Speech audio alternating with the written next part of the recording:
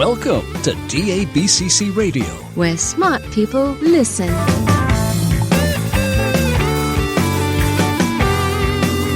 Virtualization and Cloud Talk, Featuring cutting-edge solutions from the hottest companies around the globe. broadcasting from the DABCC offices in sunny Sarasota, Florida. Surrounded by computers, books, and Legos. A Microsoft MVP, Citrix Charter CTP, VMware vExpert. And your host, Douglas Brown.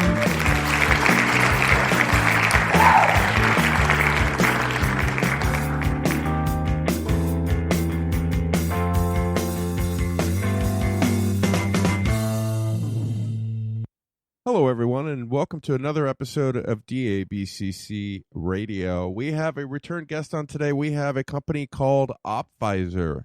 And if you're not familiar with Opvizor, these guys make a few really great solutions for helping you monitor and manage your VMware, Hyper-V, container, your environment, your enterprise IT.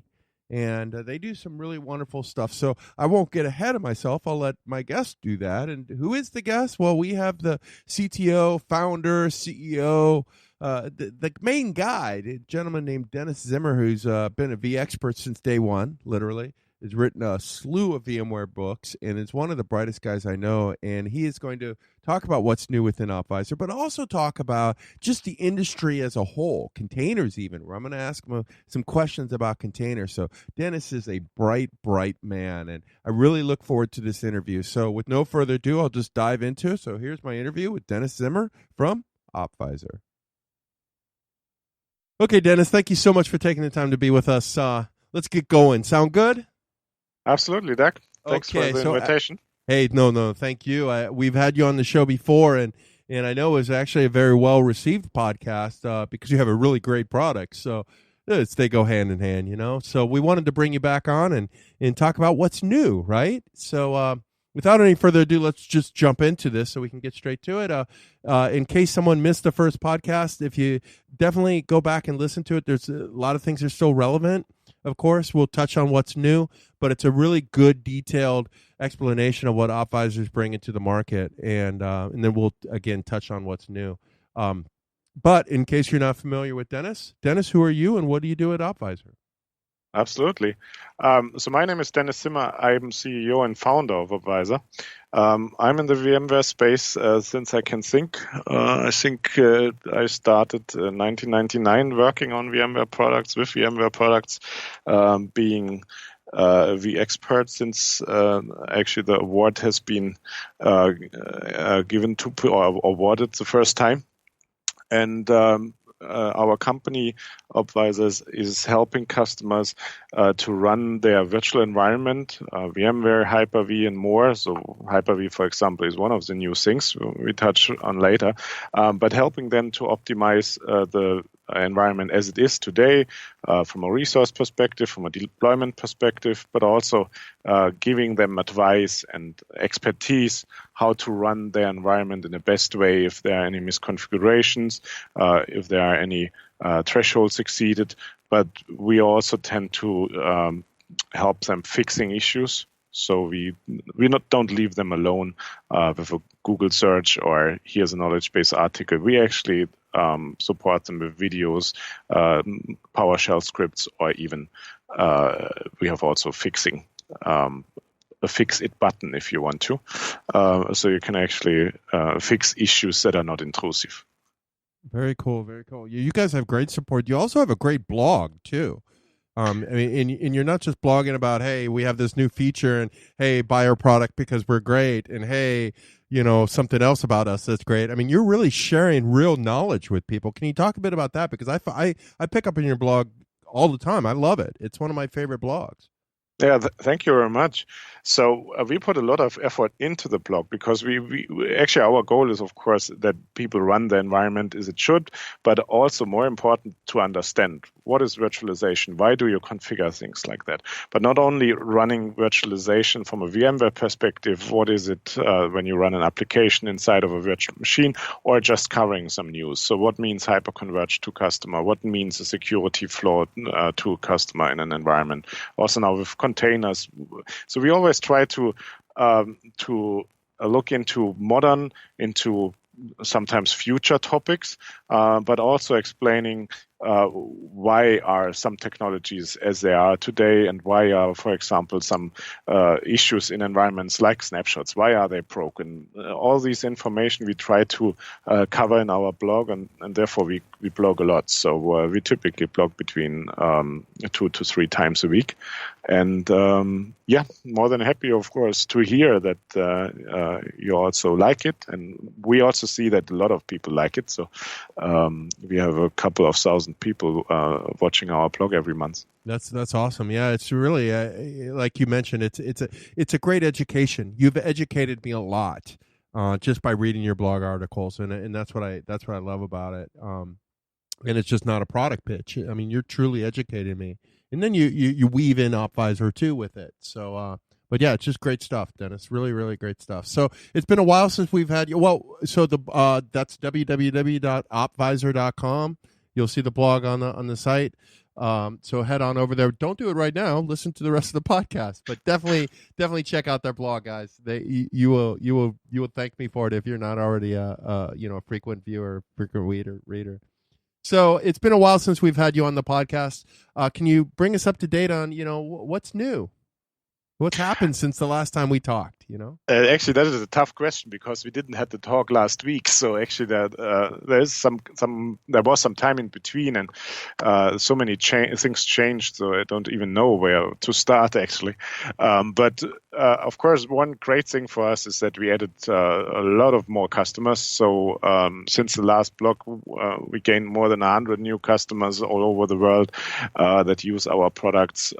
We also released a complete new product called Performance Analyzer that gets a lot of traction. So we moved a little bit from predictive analytics in VMware towards predictive analytics in a virtual environment, and also giving you ideas about what happens if you change things. So we got a lot of feedback from customers.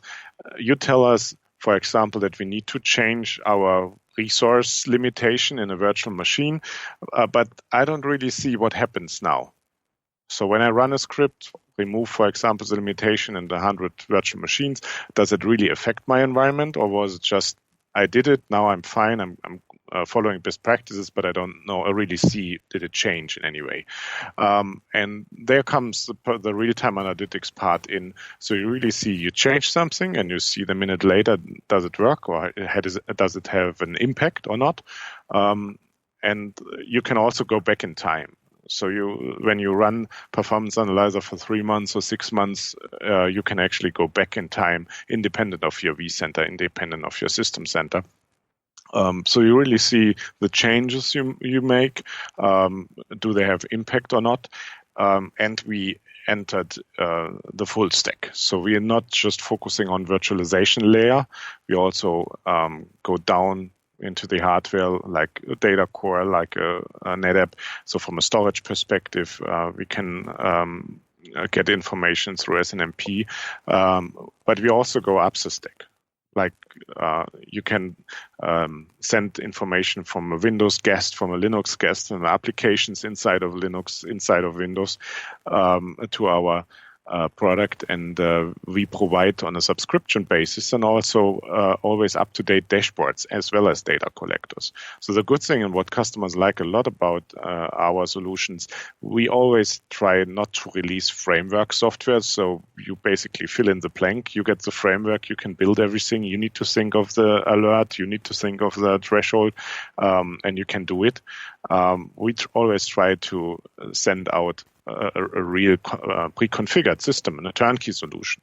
actually, if somebody has looked up the product and tested the product a year ago, and he does the same again today, he will be surprised how many more things we are detecting and how much more functionality we have in the product. Oh, that's great. That's great. Yeah, I mean, you guys don't stop. So I also love that you mentioned the Data Core NetApp piece. I've noticed that stuff come out, and you guys are really integrating with other solutions. Can you maybe talk a bit about what you're doing in that's different than what others do? You know what I mean? Yeah. So we actually try to fill, I would say, the gap between a typical uptime monitoring solution and more of an application performance monitoring solution.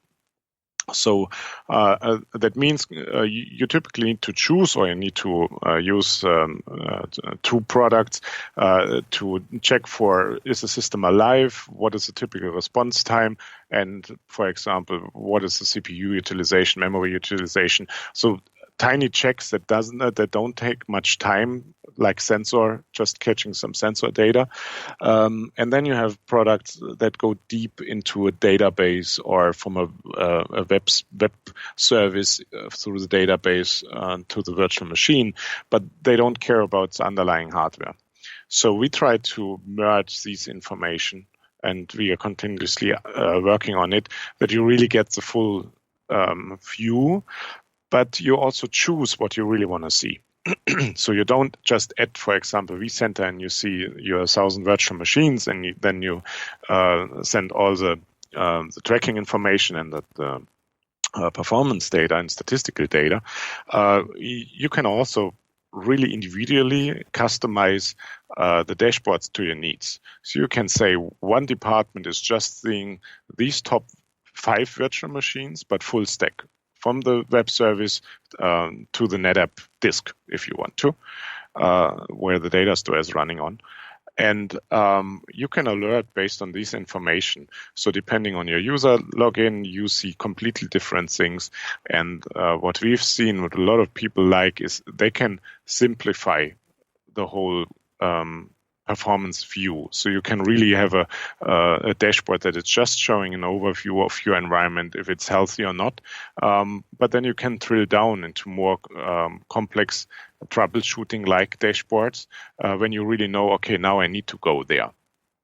And what we see very often is that people like the vendor management platforms. So, for example, as a system manager in NetApp or on Command Console, or then also the vCenter itself. But they don't like to look at it every day, or just without any purpose. So we try to give them a purpose. So look at it now, because you now have really an issue. So we don't try to replace your administrative tools. We try to make your life easier in giving you an idea when to look into these tools. So when to dive into troubleshooting mode, and when everything more or less looks fine. And we do it in a way that we offer managed service on top of the product to really help the customer to customize the system as much as possible as he needs it. And therefore, of course, we added all this integration like NetApp, like Data Core. By the way, we just got Data Core Ready certified. I think we are the first monitoring tool that achieved that.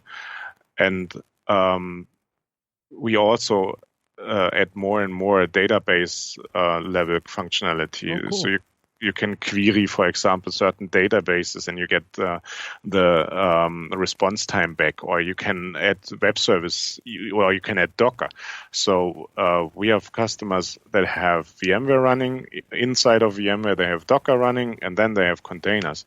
And that is currently a pretty intransparent and pretty a strange thing to work with, and we have dashboards that really allow you to drill down from the host to the virtual machine to the Docker setup to the Docker container. Well, that's awesome. I'm going to ask you a bit about containers in a little bit, but that's awesome. All these adoptions that you guys have, and you also has added vSphere 6, of course, but Hyper-V too, which is I think of you as a VMware guy. So adding Hyper-V is really awesome. Can you talk a bit about those? Yeah, so we see, of course, that Hyper-V also getting more and more traction. So especially in smaller shops or in mid-size environments, either it's a hybrid environment that people use vSphere as well as Hyper-V, or you also see that people use for remote locations, or there are, of course, a lot of Microsoft shops that only use Hyper-V.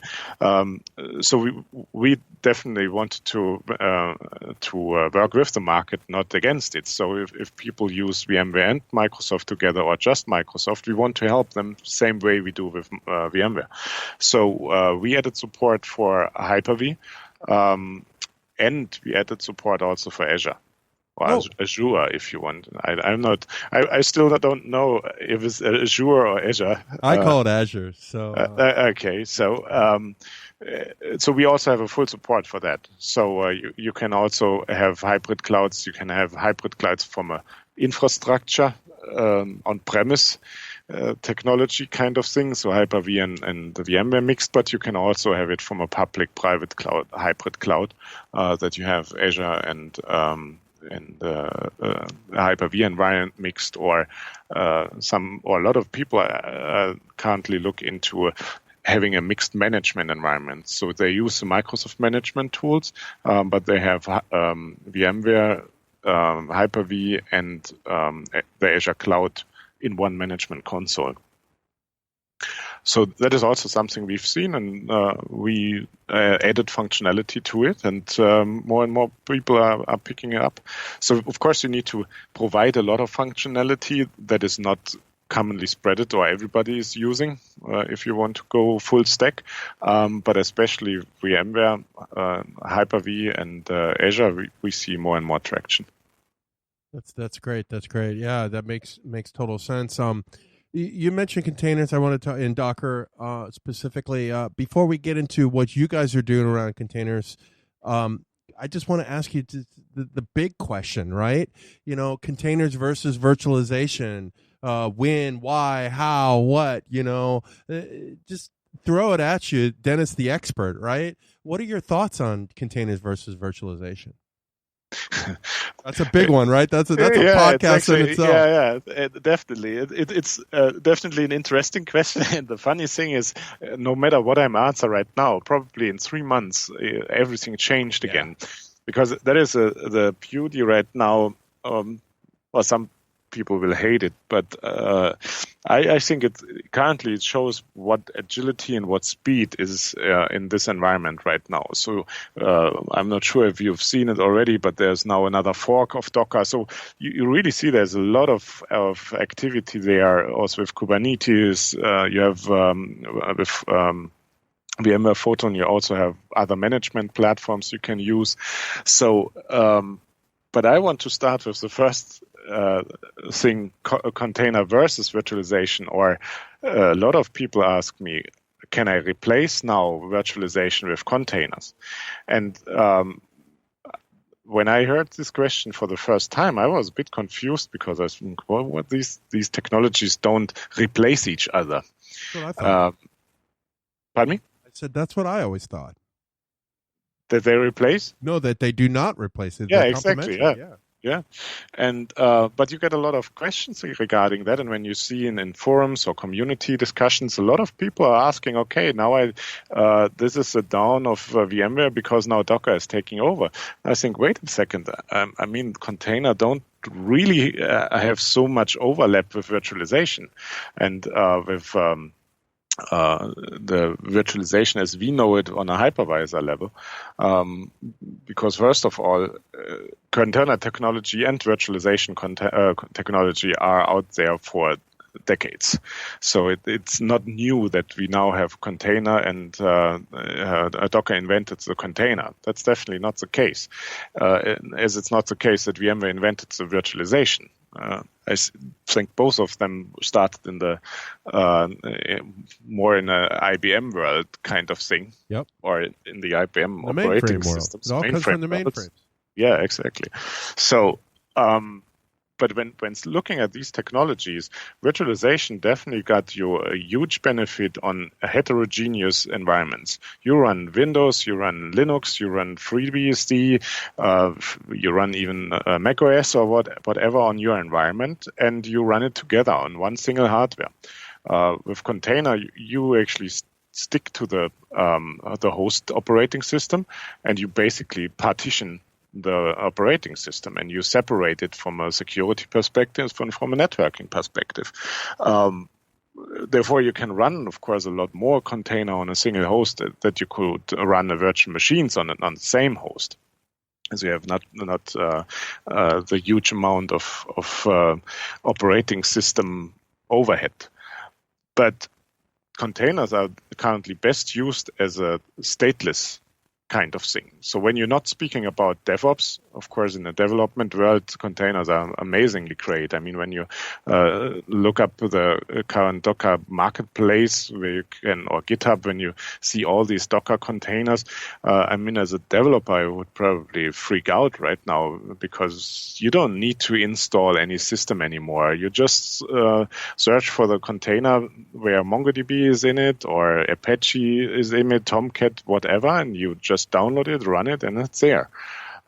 So all this development and DevOps tasks, they became so much faster and so much more agile.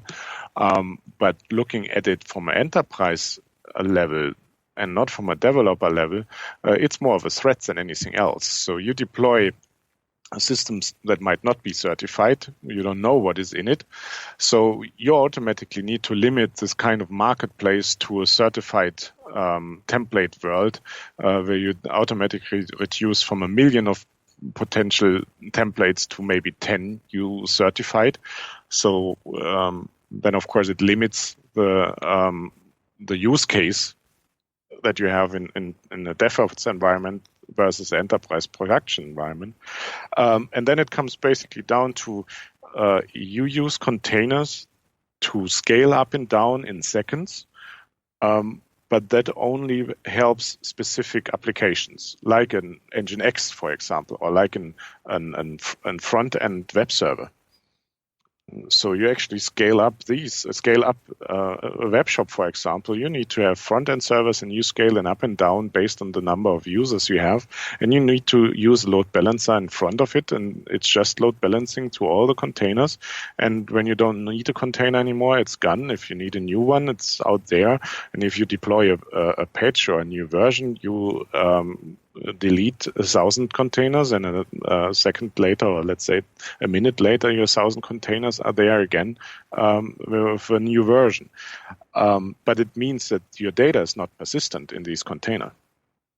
So nobody would in the enterprise world think of running a database in a container, or a file server in a container. That might change in the future. I doubt it, but it might change. But today, in an enterprise environment, infrastructure, you actually run containers because you don't want the footprint of a virtual machine, and you want to have a way to create and drop them in seconds. Yeah. And in a huge amount. But it automatically limits the use case, while the use case for virtualization and virtual machines is not really limited. It's more limited to fixed hardware connections, like I don't know, a cashier's small fabric or so. You might have some kind of limitations when you need to physically attach a machine or so. But other than that, you are very flexible from a virtualization and virtual machine perspective. And in a DevOps world, a container does you a huge favor, as you can run applications without asking anybody in seconds. But in an enterprise world, where you have a data center that might be connected to the internet, you don't really want somebody to deploy and remove systems in seconds. You don't have an idea what is in it. Exactly. No, that makes total sense.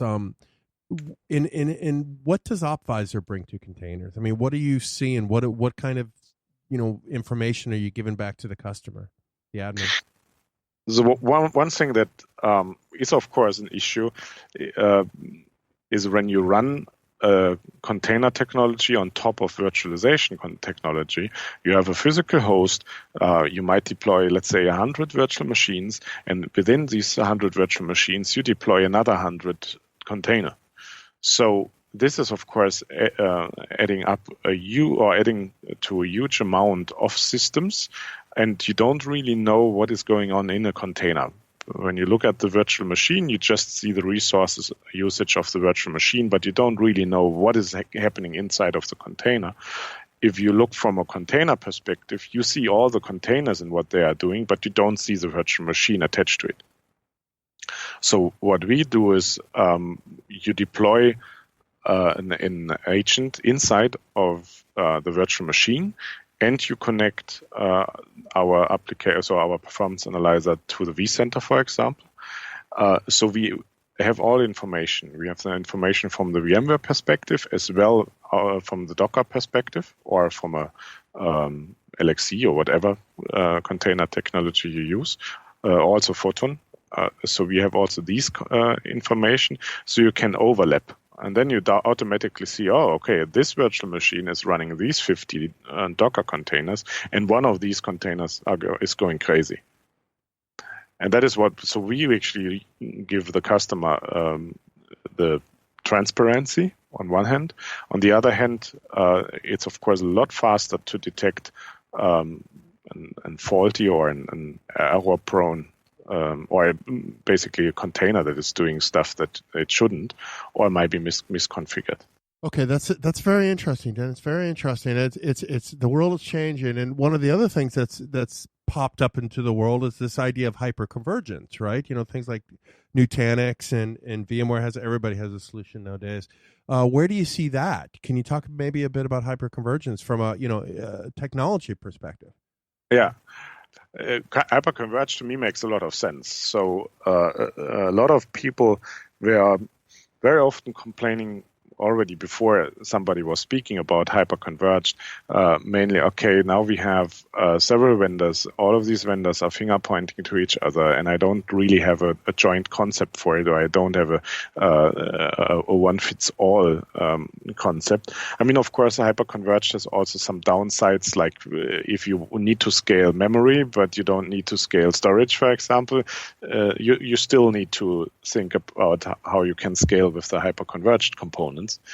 But nevertheless, hyperconverged makes a lot of sense, and the market actually is looking into this direction. Yeah. So there's no denying it that people love hyperconverged systems. So my question would be more of, why do they like hyperconverged so much? And I think people are now tired of having more and more complexity in their data center. They want to have simplicity. And they don't care so much about wasted resources anymore. So you see it on hyperconverged systems. You automatically have wasted resources when you need to bundle hardware components into one piece. But you also see it in the flash and storage world the same way. So to me, it's also very interesting to see how many issues you had from especially I/O perspective, network and I/O perspective, and virtualization was making it more and more difficult and complex and hard to understand. And people didn't really know, why is my infrastructure slow? And we spent so much money on the hardware, we spent so much money on virtualization solution, and now we don't even know why something is slow or why something is fast. And I think hyperconverged is solving one of these issues, and the other thing is definitely flash storage and is solving one of these issues. Because when you think of how many IOPS you get out of a flash or SSD storage compared to IOPS you get from SATA or SAS drives, you actually solve your performance issues by having so much faster components. And faster components that actually have 10,000s of IOPS or even millions instead of hundreds. This is definitely a complete game changer. So a lot of IOP issues you had in the past and a lot of scalability issues, you don't really knew how to solve them. You automatically solve them by using these in-a-box systems or combined with flash storage, of course. and you don't really run into these issues anymore because now you have so much more resources that it's nearly impossible to use all of them right now. Maybe in a couple of years, but right now we are actually in a situation where the applications need to adapt to the performance level we have in the hardware again, or you just need to deploy so much more environments. But I think all of that is based on people want to have a simpler way of deploying. They don't want to have all these choices anymore. It should be simpler. It should be easier to operate. And of course, a lot of issues should automatically disappear that were existing because of this complexity. And therefore, I totally understand why people want to get into hyperconverged, want to get into flash and SSD apart from the energy saving perspective and so on. That's great. But alone for the simplicity, and that is what we see in our products the same way. People don't want dashboards that show them everything.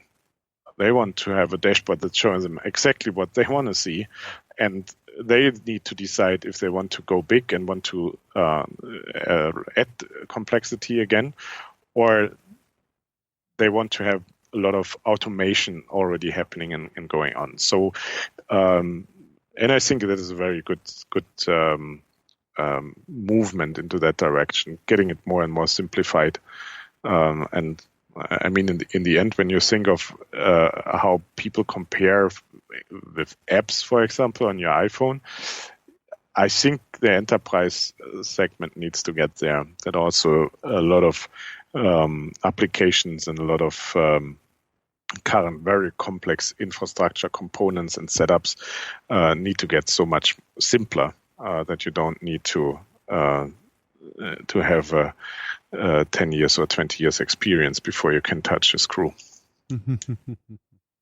I also liked your comment about, the hardware is faster than the apps now. I've always lived by this rule that Andy giveth and Bill taketh away. And, Andy Grove being the founder of Intel, or one of the founders of Intel, right? And Bill Gates being, Microsoft. So the CPUs would get faster, the memory would get faster, whatever. And then Bill Windows would, take that away, utilize it. And at the end of the day, it's all relative. My 486 SX was a DX, let's say, was as fast as my, Core 7, whatever I have nowadays, So that makes me laugh. So you're leading me to my next question perfectly, and that is, you're explaining all these technologies that really popped up over the past few years, right? I mean, the world has changed so much in just the past 5 years, from, like you mentioned, storage, which didn't change for 40 years, containers, which I get, like containers virtualization, as we mentioned, it all came from the mainframes, but it's new to us in the PC world, right? In IT as we know it, world. And all this stuff, it's just fascinating. What's next? Where do you see all this going? What are we missing? I mean, one thing I wouldn't agree on is that there was no container technology in the PC world before. For example, Virtuoso was always using containers for. Yeah. So in the server provider market, containers were a huge business and also a huge technology. I think what huge, Docker, and you're right about huge, because the SW soft stuff. I mean, every hosting provider was doing that. It's huge beyond the level that we understand huge in our small little world of IT, right? I mean, really, truly, the market share for what those guys were doing was very, very high. And it was the same need. Yep. Tons of similar systems in a very short amount of time. So you don't want to wait for a system for 5 days or for even an hour. So typically, when you set up a new web server, you want to have this web server up and running the moment you put in your credit card details. Yep. No, you're exactly right. I forget about that. That stuff was awesome. Truly awesome. Yeah, you're right. And thinking about that, I think what Docker did extremely well is one of the things it really related to the DevOps world. what Virtuoso, for example, didn't. They actually focused on the server provider world. And the other thing is this marketplace of containers. That is just amazing, and people were catching it up so quick. And I personally think if the world would just exist from GitHub and container, you actually have enough to do. It never gets boring. And when you look at GitHub every day, millions of lines of code are just deployed, and I think that is really a feat why everything is happening so quick right now. So before everybody was holding back, and there was an open source community, yes, but it was not really sharing everything, in a very fast amount of time, and really people from all over the world collectively changing code, working together. GitHub, I think, changed also a lot of this the speed level. On the other hand, as the resource capability, or especially the speed, Moore's law is it's every 16 to 24 months it's doubling. When you think of that, in the meantime, it has doubled, I think, 26 times or so. Yep. So the last 14 months will be half the speed than the upcoming 14 months. So when you think of that, when you thought that the last 5 years are fast, you will be surprised where we are in 2 years. Yeah. And Moore's law is so interesting to me, because I tell you, if we went through all my podcasts and we looked for one thing that was said in, more often than not, it's Moore's law. Mm-hmm. Especially in the past couple of years, it's everyone's mentioning Moore's law. Moore's law is enabling this. Moore's law is enabling that. Of course, it's always been that way, right? But it was also we were building upon things. It was the next logical progression, right? Where now Moore's law is enabling us to do things that we only dreamed about doing, right? It wasn't just a logical progression; they were huge steps. And and then actually these huge steps are now getting, the time frame of these huge steps is getting smaller and smaller. Yes. So and that is something I read a pretty nice article that was mentioning and comparing when you would drive with a car starting with 5 miles per hour, and you actually take the same amount of doubling that happened since actually Moore's law was told. Now you would be on Mars in 5 minutes. Wow. So when you think about that, and you really write down just in a small timeline, of course in the beginning it was 10 miles, 20 miles, so it was not really getting so much faster. But then in the end you actually doubled, for example, a million miles per hour. Yep. You doubled it. Yep. So I also think in the beginning these steps were okay, you could follow. But now and therefore machine learning is getting so interesting. Oh, yeah. Because at some point you can't follow as a human anymore. So these steps are getting just too huge in a too short amount of time that you really can keep up with it. You think machine learning AI is going to take completely? Well, it's definitely going to change our world, right? And it's already doing that. Do you see that really massively affecting what you do, for example? Yes, for sure. So, I mean, one thing we are currently looking into already is how we can use machine learning to create more intelligent thresholds for alerting. That's one thing. Another thing is taking into account how systems work together and are attached to each other. Because it's so complex and so heterogeneous, these environments, when you get more and more information from thousands of different environments, you can start really doing machine learning on this basis. Yeah. I mean, we are actually just starting to look into it. But I personally think that is something that can really differentiate the solutions in the future, because it's also impossible to come up with new thresholds even now and then, because you need to gain the experience quite quick. If you think about the speed, it's impossible that you get all this knowledge and experience, even when sharing it verbally or in a blog or so. You can't share it in the speed that is needed right now. And I mean, you mentioned it, how many solutions are also getting released from a storage perspective, network perspective, container perspective. There are so many different products, scenarios, hardware components that get released and get used. At some point, you need a more universal self-learning system that at least gets a common ground or a baseline idea of how things work together. And you can tweak them.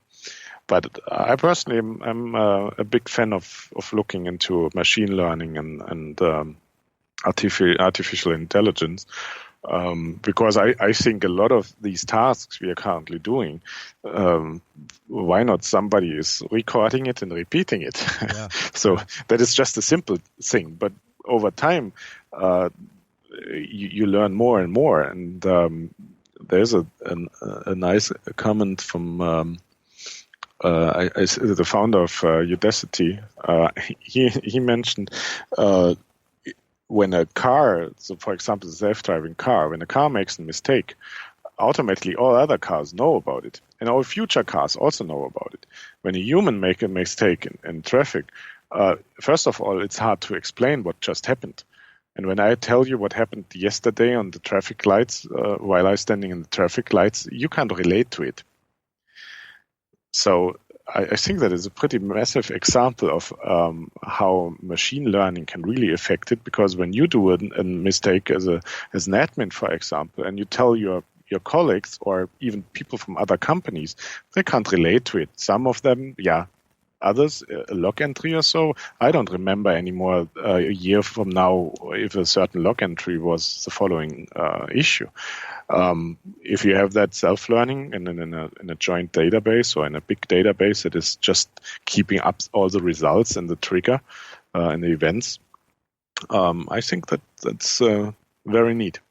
Yeah, it is very neat. And one technology or one area of technology that we haven't mentioned that's really big is big data, right? And you guys being also you have an on-prem solution, but also hosted solution. So you're collecting a lot of data. And the more data you have, the better conclusions you can come to, and pump that into machine learning. It all works together, right? Absolutely. Yeah. And even when you have an on-prem version, so the customer can decide if he wants to share information with us. So we have a lot of customers that use on-prem editions, but they still want to share statistics with us. That's great. So do that. That's great. And that helps, of course, understanding better environments. And one goal for us in the future is, of course, that we are able to compare environments. So when somebody made a configuration change that resulted in a big performance increase, why not learning it and recommending it to others? Yeah. They can still decide if they want to do it or not. But I would be, when I think back on my administrative days working as a sysadmin, I would be very happy that somebody is telling me, hey, listen, this company that is 10,000 miles away has a similar environment as yours, and they just switched made the following configuration change, and everything is 30% faster. Yep. I wouldn't. That's complain. Phenomenal. And you, and I can never spit out this word, so let's see if I can do it. I can't even start it. You anonymize. There, I said anonymize. Yeah. I can say aluminum, but I can't say anonymize. All that data, so it's totally secure and safe, and nothing privacy is going. I want to make sure I point that out, because some people are like, "Oh, I don't want to share my data." So that's beautiful, Dennis. It's just beautiful. It's going to be a fun world to, although some of it I don't like. I must confess, from a non-techie point of view, I think, human interaction is a great thing. But from a techie point of view, it sure is phenomenal. I mean, it would be a pretty boring podcast if two robots would now communicate instead of us, right? Yes, so, exactly. They already know what the other one is going to say the next person is. That would be, hello, Okay, goodbye. Yeah. Oh, okay. Now we already shared everything because it's somewhere in a central database. Yeah, exactly. It would be cool though if our brains could tap into that. But yeah, it sure is an interesting world, and it's just getting Moore's law is changing everything. It really comes down to, like you mentioned, Moore's law, in the fact that we have the ability to do these things that we've only dreamed of, right? So that being said, I want to ask you, dreamed of, future, things like that, as we sort of wrap up this podcast. What do you personally, Opvizor, have planned for the future? I mean, one thing we just mentioned, Yeah. so we are currently looking into machine learning pieces, but that might be still some time away. Nevertheless, as we already noticed in a lot of different industries, or especially, of course, in the industry and sub-industries in our IT industry, everything goes extremely fast. Yep. So you never know if some cool library comes up that helps you speeding up things extremely quick. But in general, we of course continue to add more and more integrations into our software. So currently we're working on a deeper VMware container integration, so the Photon controller integration. We are looking into storage systems like Pure Storage, but also the hyper-converged systems like SimpliVity or like Nutanix, to add also more and more information from these environments. But also looking more from a deployment perspective. So right now you need to deploy some of the components manually on the systems you really want to deploy. We are currently working on automatic deployment and automatic updating, especially when you want to get data out of a guest or out of your application inside of the guest.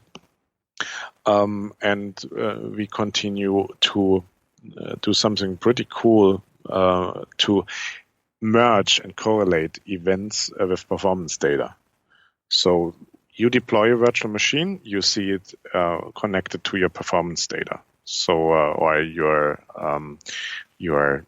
storage connection redundancy, for example, fails, you directly see it with the performance metrics of the network of your host.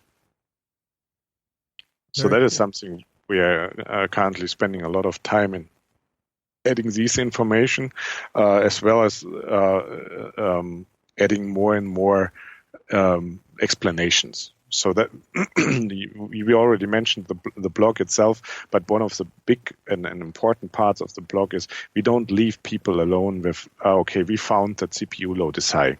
Have fun finding out why. So we always try to get at least the most obvious information, knowledge-based articles, blogs, or then our own videos and PowerCLI scripts. So we add more and more of this real solution and describing information to all the things we detect and find. And the goal is, of course, that at some point you can drill down, especially into some of the thresholds that has been exceeded, and you see automatically what blogs can help you, what knowledge bases can help you, what typical things that have been done, with the goal that we can tell you what others have done and it worked well for them. Perfect. I love having a technologist on the line with us today, and so I'm going to ask you one more question. Then I have one more question after that. We'll call it a podcast. But you mentioned VMware Photon, and it is a container solution. Can you maybe educate us on what's the difference between what VMware is doing and Docker? Is it the same? Can you just educate us? I mean, one thing, it all comes down to the management solution. So Docker as a container technology, or Photon as a container technology, it's just providing the container itself. So it's monitoring, it's handling and creating the container itself. What is a lot more complex, but also extremely important, is the management on top of it. And there Docker is competing with Swarm VMware is competing with the Photon controller. Google is competing with Kubernetes. So these are then the management tools on top of it. But I personally think that VMware did a great move in adding Photon container to their environment, because when mentioning DevOps are typically running on their own system. They don't deploy in your vSphere environment continuously systems. So that is typically not happening in enterprise environments. But when you deploy a container, you want to control them. So you have certain security needs, you have certain certification needs, maybe checksums that need to be the same. So you definitely want to know what is deployed, can it break, when it breaks, why it breaks, and does it impact other virtual machines, for example. So you want to have a lot more information and knowledge around that. And therefore, I think it was very important that VMware came up with their own solution, knowing best how to treat the infrastructure where the container technology is running within. So I think the Docker Swarm is great if you run Docker and you are focusing on Docker. So for hosters or a lot of other companies that focus more on the container technology itself and what container can give you. But when your main focus is more on virtual machines, but you also want to have containers in place additionally, I think the VMware solution is going into the right direction. That's awesome. That's awesome. Thank you. My last question, and we're right at, we said we're going to make this one short, didn't we? We can't have it short. That's what I love about DABCC Radio. And if you guys want short, little, sweet podcasts, there's a bunch of people that do that. But we want to have a conversation. We want to learn. Let's see where this conversation goes. Right? We basically put together a really loose list of questions, almost, or talking points. We want to talk about this, we want to talk about this, we want to talk about this, and then see what happens, right? And some are really great and some maybe aren't as great, although I think they're all great, but I really love this one. But so that's what we're trying to do here. So that being said, I've really enjoyed this podcast. And for my last question for you, Dennis, if somebody wants to learn more from what you guys are doing and of course follow your blog, what do they need to do? I mean, the easiest thing is, of course, to check our website at opvizor.com, so opvizor.com. And you automatically find the products we offer. You can try every of these products. So it's Health Analyzer that is more from a predictive analytics and compliance perspective, this expertise system, if you want to. Then Performance Analyzer, that is giving you real-time performance, and it's going full stack and helping you to detect issues that are currently going on in your environment immediately. And we have our neat, but in the meantime, more than 4,000 user strong SnapWatcher tool that is circling around VMware snapshots, the virtual machine snapshots, and especially left ones and broken ones. And we're actually pretty proud of SnapWatcher because, when you create a little tool that has just one functionality, you need to pinpoint this functionality. If you do it wrong, nobody cares. So we released it in February 2015, and to date we have 4,000 active users of this product. Wow! And I think for and more or less professional enterprise product, nobody cares about that has a VMware workstation running, so it's all vSphere users. I think that's a pretty impressive number. That's an extremely impressive number. I mean, that's an impressive number for a large company, right? For someone that's been around a long time, and just for a couple years of having this product, that's a great number, Dennis. I'm very impressed. But at the same time, I'm not blown away because you guys make great stuff. I mean, it's truly it's a product designed by an engineer that knows what he's doing, right? That has experienced the problems, that lived the life. Didn't create a problem or a solution looking for a problem. You created a solution solving your problems, right? As an admin, a former admin. And so it doesn't surprise me, but at the same time, I find it wonderful, right? Thanks a lot. Yeah, that's and actually, I'm sure also your podcast helps to double this number. Go out and buy it, guys. But just all I could say is you don't have to buy it. Download it. Try it. Yeah, exactly. And when you try it, you're going to be impressed with it. It speaks for itself. So.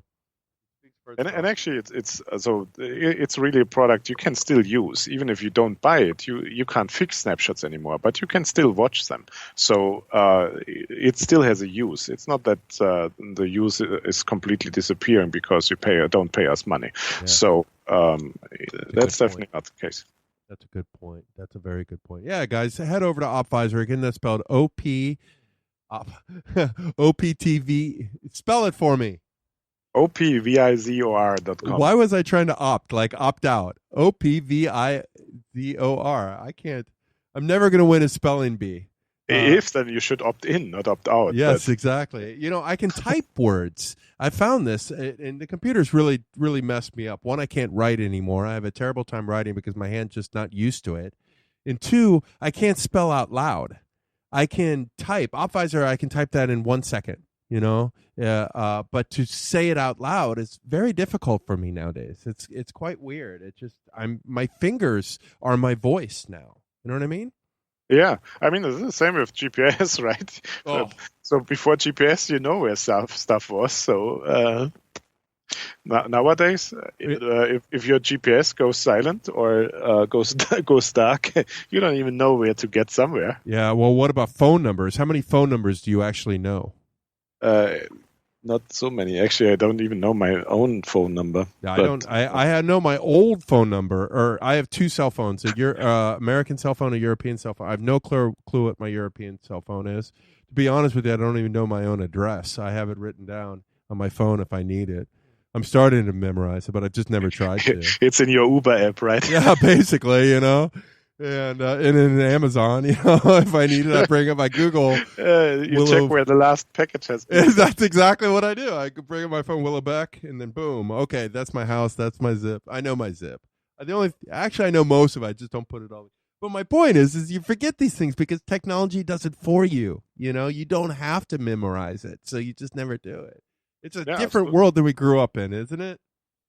Absolutely. So, you think of, I don't want to know how many people don't know that behind the app icon on an iPhone, there are really files behind it. Yeah, it's a container.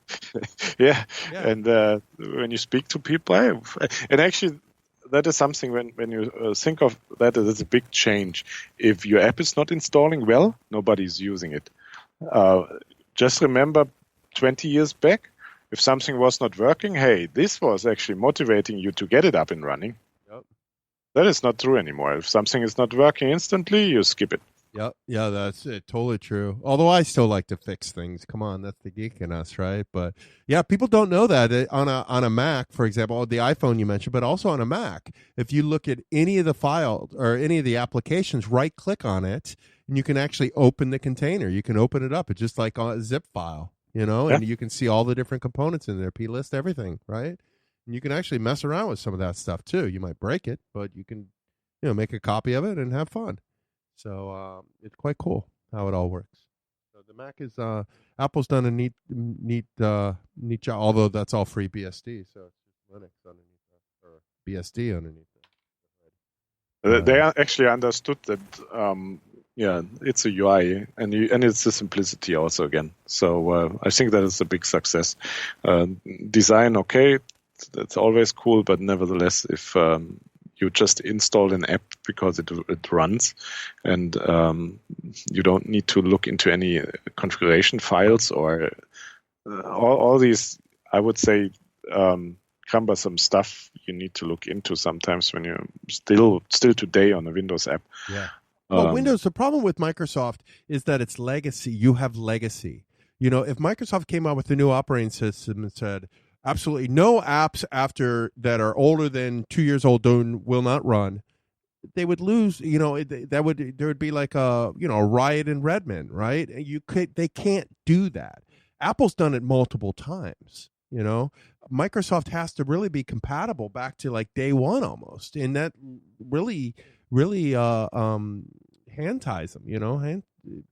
So Microsoft is still doing it on the Xbox. Yeah. Well, I don't know. Yeah, but actually, in the end, Azure and Xbox, that's pretty much where you have one environment, and you don't care about legacy anymore. And I think that is very important to mention. Well, it frees up Microsoft. I mean, I've heard exactly. many times from people in Microsoft say, if we could just, we could write an operating system that's perfect. We want to do it, but we can't because of legacy, right? Yeah. But now that we're moving to those other areas, like you mentioned, the cloud and the gaming boxes, although I almost insult the Xbox box by calling it a gaming box. It's not a gaming box. There's not only a gaming box, right? And, so, yeah, I mean, those platforms are new platforms, so they can do new stuff. They can live it the new way. But Windows itself, it is what it is. Dennis, I could talk with you all day long. We need to bring you back on more often. So please let me know if you ever have time. I really enjoyed this. I think our listeners out there are like, wow, I learned a lot today. And I sure did. And so I appreciate your time. And thank you for coming on. And we'll call this a podcast. Sound good? Absolutely. Doug, thanks again. Also from my side, was like always a pleasure to talk to you, and also to have a discussion and not just let's say an advertising event. So I really like also to I mean, that is some kind of my nature, to educate. I mean, I've written so many books. At some point you need to educate whatever you do, but more than that, I'm also always happy to receive feedback. So whenever people are also listening to the podcast, they have feedback, you have feedback, I'm always happy to receive it. Absolutely. Yeah, guys, please reach out to them. Head on over to their website. Dennis, what's your Twitter handle? Share that, please. It's Opvizor, actually. Oh, well, that makes it real simple. Yeah, exactly. So that's real simple. So just hit him up at Opvizor. Dennis is Mr. Opvizor everywhere you can see. And hit him up. I thought it's the simplest thing. Yeah, it's simplicity. So follow this guy. This guy, well, he speaks for himself. So on that note, Dennis, I'll just say thank you, and we'll call this a show. So thank you so much. Thank you, Doug, and thanks a lot also to the audience, of course, and looking forward to feedback. Absolutely. Thank you. Oh, wow. That's awesome. I love it. I love it. Dennis, you did a great job. Thank you so much for coming on the show today. I really, really loved it. And guys, I hope you guys love it too. So as always, I want to thank my guest for today, Dennis Zimmer from Opvizor. Definitely check out what these guys are doing. It is fabulous, really, truly fabulous. And I think you'll like it. Like you said, they have some free versions too. So go give it a download. Try it out. You will not be disappointed, I guarantee you. And if you are disappointed, let me know, and we'll make it right.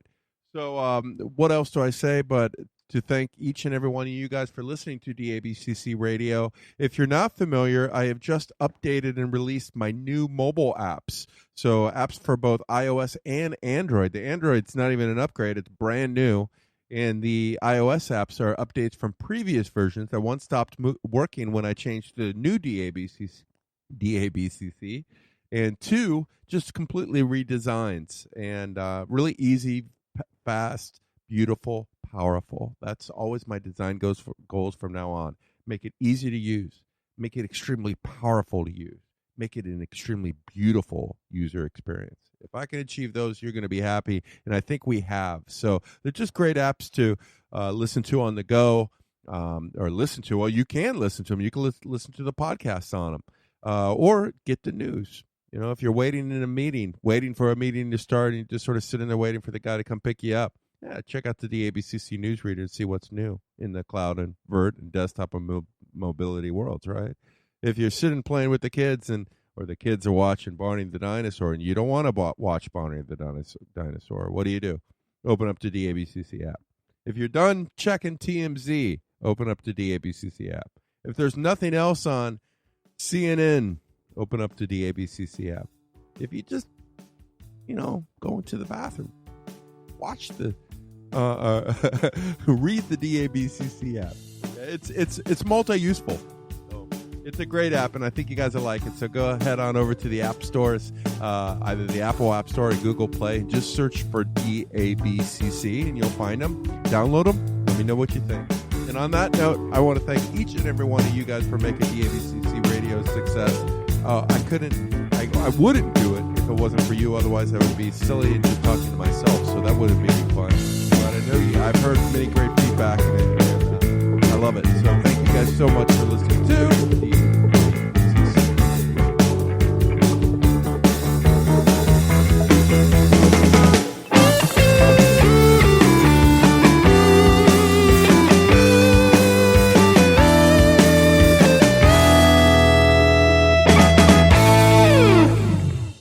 Can you say DABCC? DABC. Say it again, DABCC. DABC. Can you say it again, DABCC? DABC. How about DABCC? DABC. DABCC. DABCC. DABCC. DABCC.